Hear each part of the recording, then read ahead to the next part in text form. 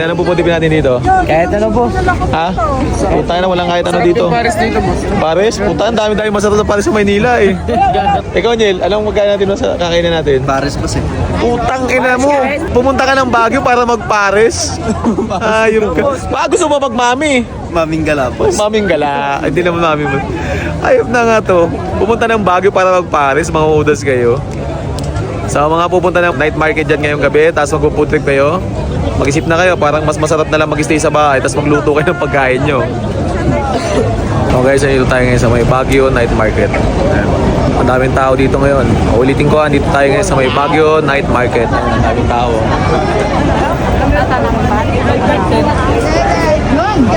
Sobrang dami ng tao, grabe. Halos di mo makulugan ng karayom.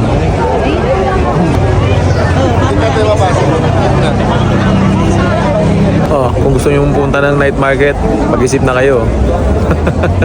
Stay at home na lang, oh. Stay sa transient house nyo o kaya sa condo hotel nyo. Grabe guys, medyo napakarami talaga ng tao ngayon. At kung may mga kasama kayong bata, hawakan nyo maigi at baka mawala yan. Tapos sa mga magpupunta ng night market, ingatan nyo yung mga gamit nyo kasi ang daming mandurukot dito, promise. Kaya na, paalala lang ng isang tropa na maraming dito mandurukot sa loob ng night market ng Baguio. Ano yan guys, bubunggo lang yan, aliw-aliwin lang kayo, tapos mamaya wala na yung mga gamit nyo, wala yung cellphone nyo, wala yung wallet nyo. Kaya ingat kayo, kung may kasama kayong bata, hawakan nyo maigit, baka mawala yan. Palaksan na namin mamili, mamasyal, para naman may pasalubong kami sa mga kaibigan namin sa Maynila. Pero itong senaryo, kung pupunta kayo ng night market, mag-isip na kayo. Eto.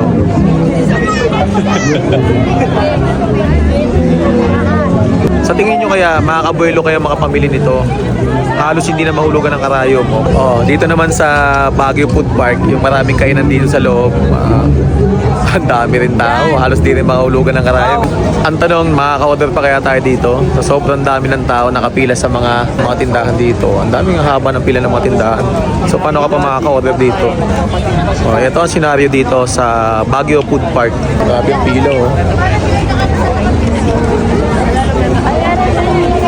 Baguio pa. O sa mga magbabagyo bukas, Sunday, o sa mga next day magbagyo na kayo. Daming tao. Pila doon. Sa kabila. Kala ko naman, may nakakano. Maghanap muna tayo pwede maputipan dito, ha. Haba ng pila. Haba ng pila. Haba ng pila. Takay na, mas masarap pa yata kumain sa Jollibee dito, eh. Walang pila, eh. Ano gusto natin putipin? Ano puputipin natin dito? Kahit ano po. Ha? Puta na, walang kahit ano dito. Pares dito, boss. Pares? Puta, ang dami-dami masarap sa Pares sa Maynila eh. Ikaw, Niel, anong magkain natin sa kakainin natin? Pares, boss eh. Putang ina mo! Pumunta ka ng Baguio para mag-Pares? Ayun ka. Baka gusto mo mag-mami? Maming galapos. Maming gala. Hindi naman mami mo. Pumunta ng Baguio para mag-Pares, mga udas kayo. Oh, ito ang magandang balita. Wala kami makakainan dito dahil napakadaming tao. Mauuwi kami ngayon sa Jollibee o kay McDo. Tara. Tangina mo, Pares ka pa. Oy, boy, Pares ka rin. Tangina to. Kahit ano nga yung walang kahit ano dito. Kahit ano dito, basta masarap. Jollibee na lang kami. Tangina, sarap sana mag-food trip dito eh, no?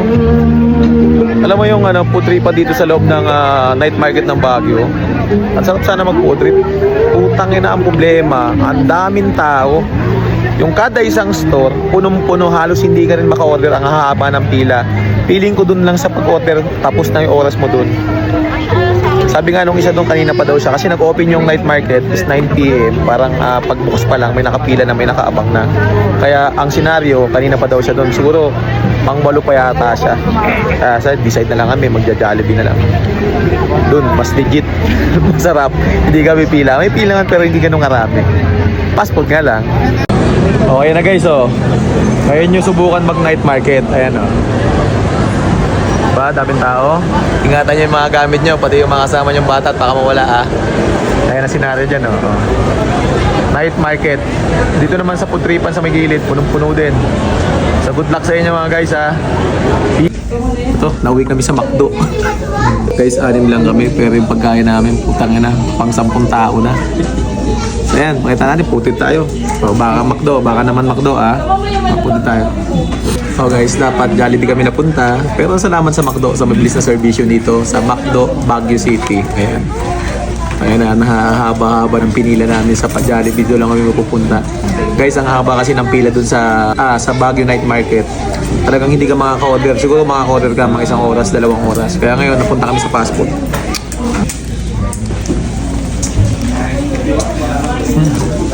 Hindi ko na pwede sabihin na masarap to eh. McDo na to eh.